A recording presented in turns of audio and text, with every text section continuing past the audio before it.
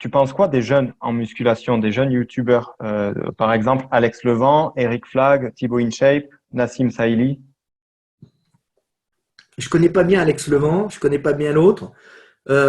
Thibaut InShape, il me fait rire. J'aime bien, je le trouve sympa, c'est assez léger, mais des fois c'est profond aussi. Et il est quand même couillu. Il est pas, c'est pas. D'abord, c'est un mec qui est très gentil. C'est un mec qui est extrêmement professionnel. J'aime bien, j'aime bien. Des fois, quand je regarde ses interviews, il faut dire que c'est du divertissement, mais de qualité. C'est jamais larmoyant, c'est jamais moqueur, et c'est toujours honnête. Donc moi, Thibaut InShape, je trouve que c'est un YouTuber qui mérite les dizaines de milliers d'euros qu'il se fait parce qu'il est positif, il est honnête et il a pris la place à personne et il n'a jamais chié sur les gens. Tu vois. Et il fait un travail de très bonne qualité. Il est drôle. Il ne se fait pas marcher sur les pieds. Il sait prendre de la distance. J'avais vu un reportage qu'il faisait avec une petite, ce qu'on appelait une trisomique, euh, qui était trisomique, mais qui avait quand même, on voyait que les parents avaient été derrière, tout ça, et elle avait vraiment compensé en ayant, elle avait le syndrome de la trisomie, elle devait avoir un QI relativement bas, mais elle avait tellement optimisé elle avait tellement de recul sur ce qu'elle était, c'est qu'elle avait vraiment une forme d'intelligence supérieure pour une trisomique. Et il l'avait interviewé d'une façon magnifique, en parlant de tout, même de sexualité, de tout, ce que personne n'aurait osé faire.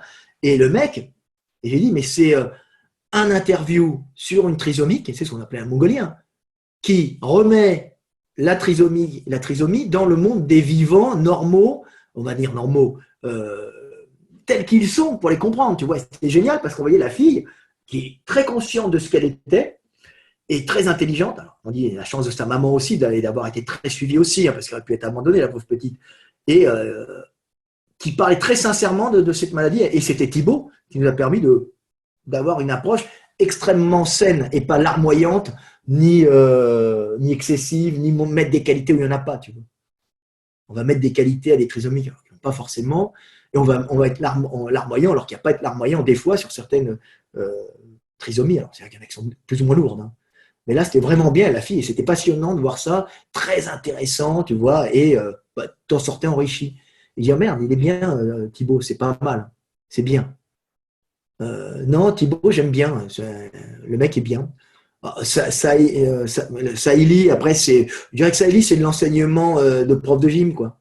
Tu as l'impression d'avoir affaire à un enseignement pour passer un bon enseignement de CERAPS. C'est ça. J'allais dire, alors, Saïli, ça serait l'enseignement que les mecs devraient avoir à la CERAPS, plutôt, tu vois. Mais bon, c'est Nassim qui va le faire.